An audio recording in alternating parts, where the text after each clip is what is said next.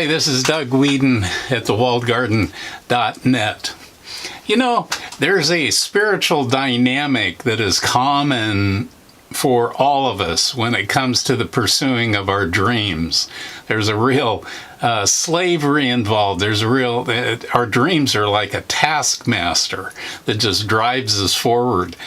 Shalom Aleichem wrote in his autobiography, the name of his autobiography was The Great Fair. And in the first paragraph, he starts it out by talking about people who are going to the fair. They are very focused. They have a tunnel vision. They are just consumed with the idea of pursuit.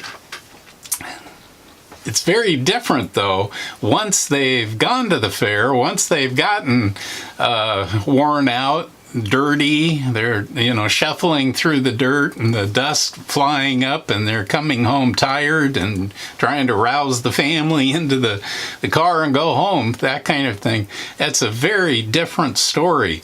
And so, as you know, this is just a typical picture of our human nature. When we're pursuing this goal, when we're pursuing this dream, you can't stop people and talk about something that has nothing to do with that. Or worse, you can't stop and talk to them and try to divert them off their course when they're pursuing this.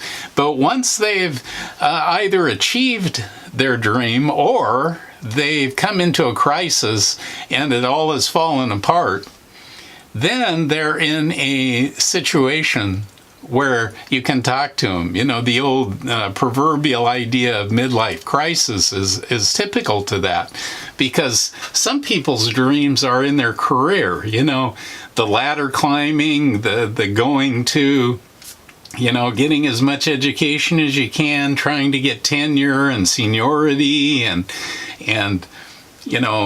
playing the chess game at work and trying to shift here and there so it's to your benefit. And they just keep working their way up with this dream of getting to the top of the ladder, But the idea of this midlife crisis thing is that you have invested your whole life to get to the top of the ladder, and as the old saying goes, you find that it's leaning against the wrong building. There's no fulfillment. It's not what you thought it was going to be.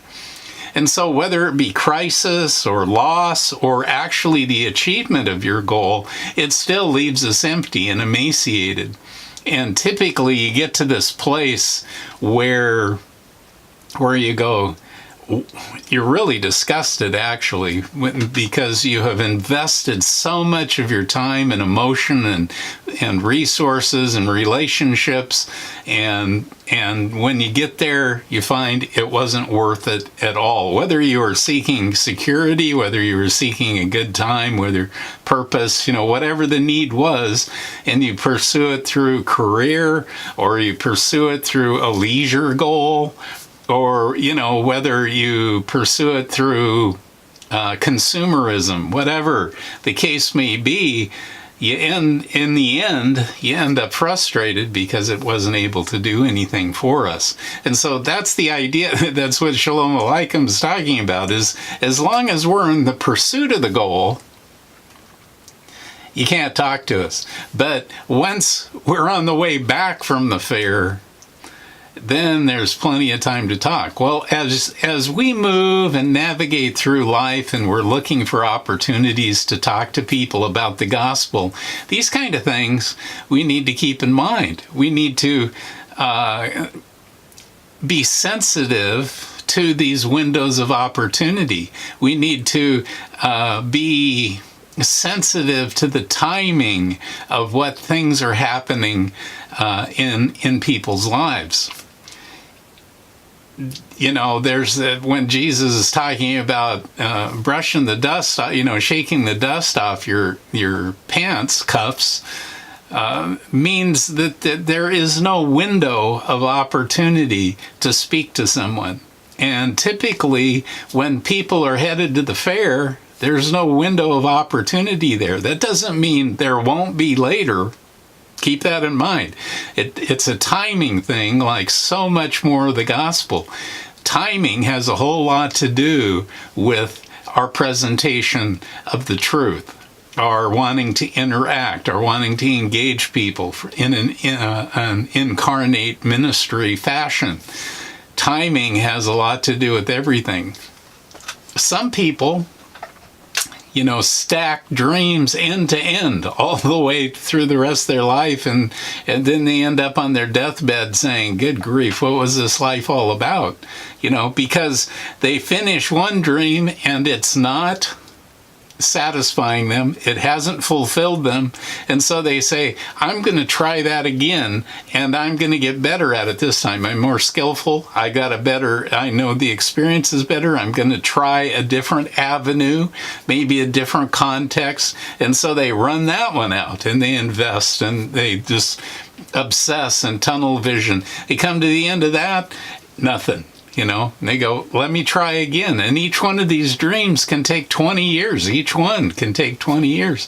And you end up frustrated and bitter at the end, because it's like you've been sold a bag of goods, something, somebody led you astray, gave you the wrong information. And typically that comes through family traditions, that comes through your old nature within. It's going to lead you down the wrong path and have you bark up the wrong tree, kind of thing. And it just keeps going through that process. Other people, on the other hand, when it comes to their fare, they stoically hesitate to, what would you say? They put it off. They put their dream off.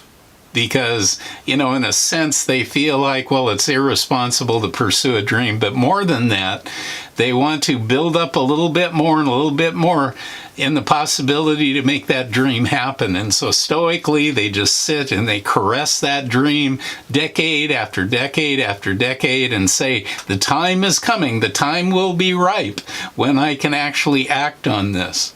You see, and so even though they hadn't stacked dream after dream after dream, their whole life has been involved in caressing this dream until the moment they can turn all of the stuff that they've invested towards it to make it happen. And they still end up on their deathbed bitter because it didn't turn out the way they had thought. Going to the fair is a typical human dynamic. And as we navigate through life, as I said, and we're looking for windows of opportunity with people, we need to realize that dynamic can close a lot of windows. When we need to be sensitive to being able to recognize when people are going to the fair. We need to be able to recognize when people are coming back from the fair and are willing to talk. There is no need for us to try to force the message of the gospel onto other people. And interestingly enough, God understands this very clearly. And instead of us taking on the initiative to inject ourselves into people's lives, we need to join him as he knows where he's at in each person's life. Some people we need to let be. Other people, he may give us just a small little place, a small little window to talk into. Other people, the door's wide open and we just need to go in and eat with them and talk with them and laugh with them and bring the message. You see, so there's all sorts of different variations as we try to find a window of opportunity.